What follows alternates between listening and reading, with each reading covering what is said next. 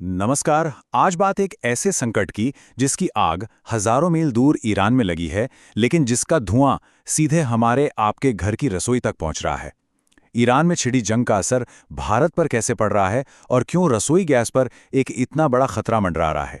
चलिए इस पूरे मामले को समझते हैं।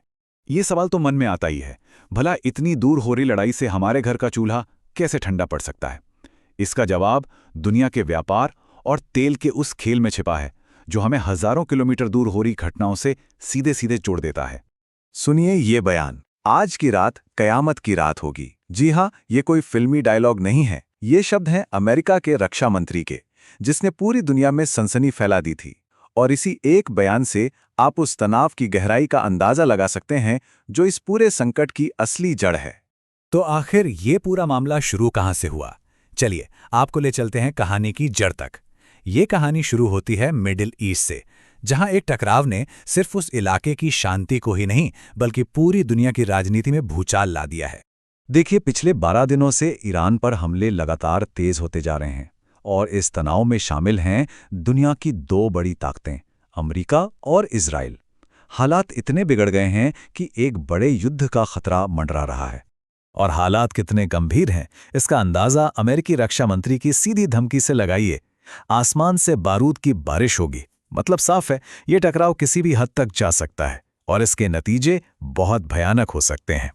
तो ईरान में लगी इस आग की तपिश अब हमारे देश तक पहुंचने लगी है। और जब भी दुनिया के उस हिस्से में कोई गड़बड़ होती है ना, तो हमारी अर्थव्यवस्था पर उसका असर पड़ना लगभग तय होता है। सबसे पहला असर और सबसे बड़ा झटका लगा तेल के बाजार पर। जैसे ही जंग की खबरें आईं, कच्चे तेल के दाम, आप यकीन नहीं करेंगे, सीधे दोगुने हो गए। और भारत, जो अपनी ज़रूरत का ज़्यादातर तेल बाहर से ही खरीदता है, उसके लिए तो ये सीधी सीधी आर्थिक चोट है। और जब तेल महंगा होता है तो उसका सीधा असर पड़ता है हमारी रसोई गैस पर। हुआ भी यही, कमर्शियल एलपीजी सिलेंडर की सप्लाई देश के कई राज्यों में रोक दी गई और बस यहीं से हाहाकार मचना शुरू हो गया। तो कागजों पर, बयानों में क्या कहा जा रहा है वो अलग बात है, लेकिन जमीन पर क्या हो रहा है, आम आदमी, छोटे दुकानदार, वो किस मुसीबत से गुजर रहे हैं, अब वो देखिए। जमीनी हालात सच में बहुत चिंताजनक हैं। मध्य प्रदेश में छोटे छोटे होटल और ढाबे बंद होने की कगार पर आ गए हैं। उत्तर प्रदेश की बात करें तो गैस एजेंसियों के बाहर लोगों की लंबी लंबी लाइनें लगी हैं और कई शहरों में तो एलपीजी सिलेंडर की बुकिंग ही बंद कर दी गई है। अब इस पूरे संकट के बीच अधिकारियों का क्या कहना है? उनकी तरफ से बयान आ रहे हैं कि भाई गैस की कोई कमी नहीं है, आप लोग घबराइए मत। लेकिन सरकारी दावों से बिल्कुल अलग जमीन की सच्चाई कुछ और ही कहानी कह रही है। लखनऊ से जो तस्वीरें आ रही हैं वो परेशान करने वाली हैं। लोग 3-3 खाली सिलेंडर लेकर लाइनों में लगे हैं और जब गैस नहीं मिल रही तो गुस्सा फूट रहा है, झड़पें हो रही हैं। अब जब हालात इतने बिगड़ने लगे तो केंद्र सरकार को एक बड़ा और सख्त कदम उठाना पड़ा। सरकार ने एक ऐसा कानून लागू किया है जो उसे इस तरह की इमरजेंसी से निपटने के लिए खास ताकत देता है। तो इस स्थिति को कंट्रोल में लाने के लिए केंद्र सरकार ने पूरे देश में तत्काल प्रभाव से ईसीए कानून यानी कि एसेंशियल कमोडिटीज एक्ट लागू कर दिया है। अब आप सोच रहे होंगे कि ये ईसीए कानून आखिर है क्या? देखिए, आसान भाषा में समझिए, ये सरकार के हाथ में एक ऐसा डंडा है जिससे वो संकट के समय में जमाखोरी और कालाबाजारी करने वालों को काबू में लाती है।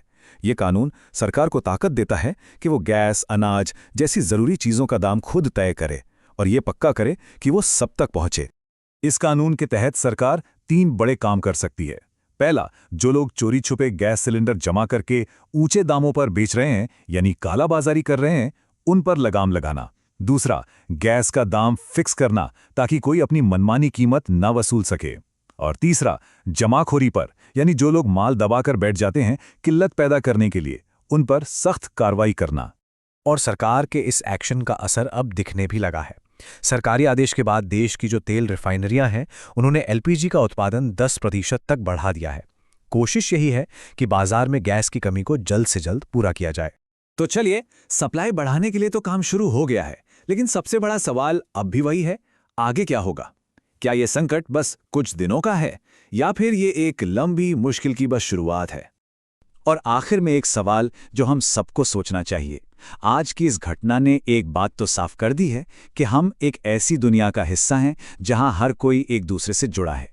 जब दुनिया के किसी एक कोने में जंग की चिंगारी सुलगती है, तो क्या यह तय है कि उसकी आंच किसी न किसी दिन हमारी रसोई तक जरूर पहुंचेगी?